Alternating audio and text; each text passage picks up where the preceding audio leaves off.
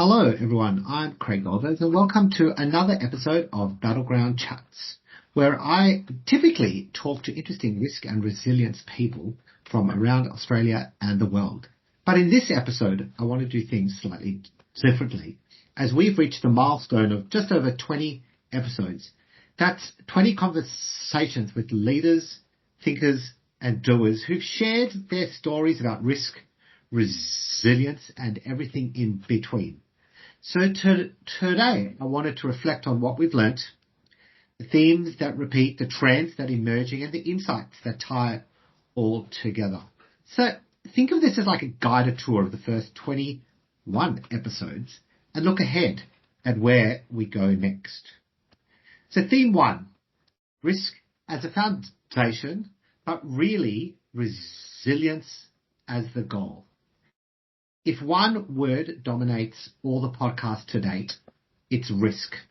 Not surprising. But in my chats with Michael, Mark and Peter, we heard that risk is no longer just a compliance exercise. It's a driver for decision making. Julian and Vivek pushed this further, showing how resilience is the real end game. The ability to adapt and bounce forward. Martin, Andrew and Matt each emphasized that risk frameworks only matter if they're alive, used by people making real-time choices. And in my recent chat with James, he linked risk directly to operational agility, highlighting how resilience is achieved in practice, not just theory. So across our guests, the story is consistent. Risk is the foundation, but resilience is the outcome. And for those of you who know me, you know that I live and breathe resilience, but I always refer back to risk and always take a risk-based approach to resilience, which holds true based on what my amazing guests have said about this. Theme 2, business continuity as a daily practice. Another strong theme is continuity, not as paperwork, but as behavior. Joe Papantonio put it best. Continuity has to be lived every day, not filed away.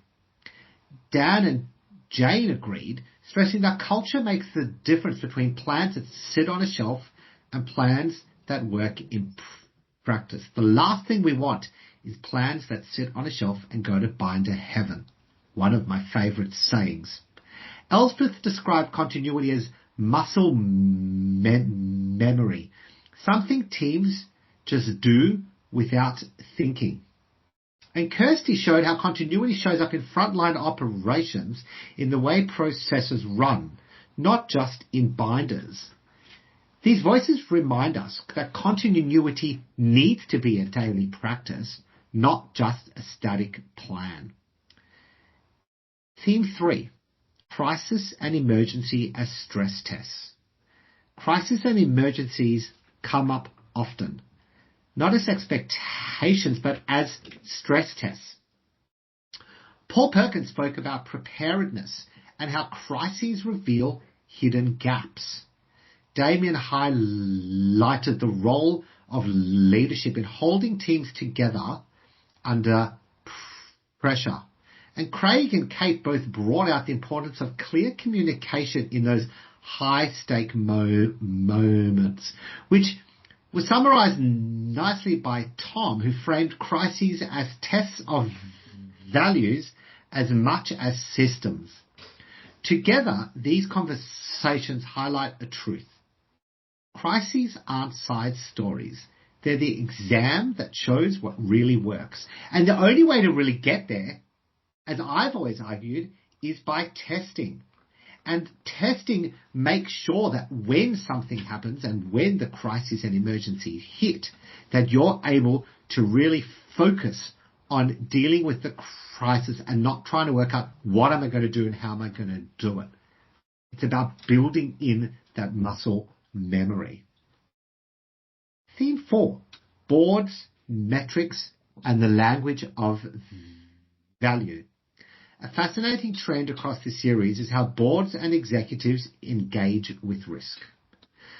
Simon argued that reporting needs to evolve away from compliance tables towards narratives of value. Tom built on this, showing how framing changes engagement.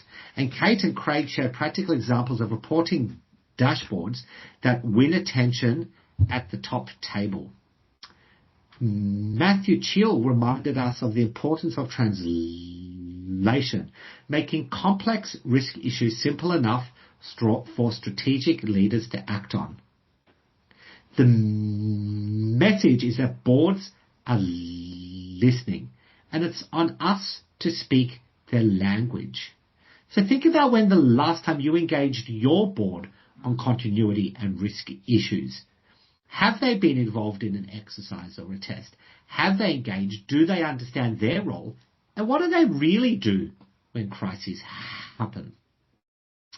Theme 5, people, culture, and change. Finally, and maybe most importantly, every guest has touched on people. Damien underscored leadership's influence on resilience. Kirsty talked about embedding resilience into everyday routine. And James pointed to communication and change management as critical. Elspeth reminded us that tools don't recover from crises. People do. And whether it was Andrew, Martin, Peter or James, the same point came through. Without people, frameworks are hollow. Across the board, the view is unanimous. Resilience is built through culture, communication, and people. So really, what have we learnt from just over 20 episodes? Firstly, risk is the foundation. Resilience is the outcome. 2, continuity is a daily practice, not just a static plan. 3, crises are stress tests, and they reveal what's real. 4, boards are paying attention if we speak their language.